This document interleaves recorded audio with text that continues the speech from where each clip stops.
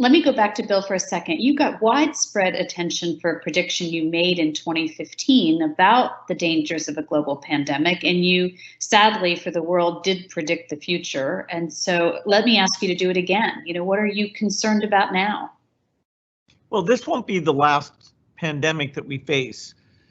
Pandemics can come from natural causes, which is largely coming across from other species. A flu, for example, is still a very big risk. And so we'll have to invest in making sure that we catch the disease sooner and that we have platforms to make diagnostics, therapeutics, and vaccines very quickly. Very little was invested, even though there were these calls by a lot of people, including our foundation.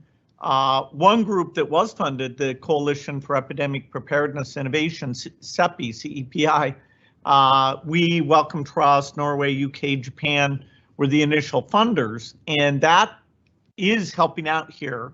So we're better off than if that hadn't happened. But people trust government to think through these eventual bad things. This was a failure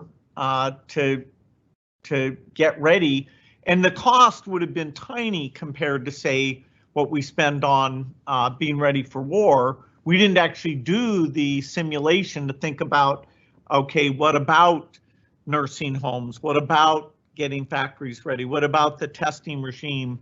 In fact, the testing could have been ramped up very quickly in a few countries that have almost avoided the epidemic entirely, like Taiwan, New Zealand, Australia. They took their experience and actually prepared, and so they moved a lot faster.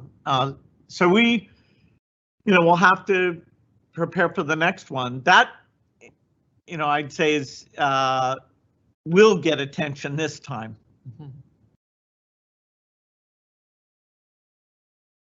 Prepare for the next one. That, I'd say is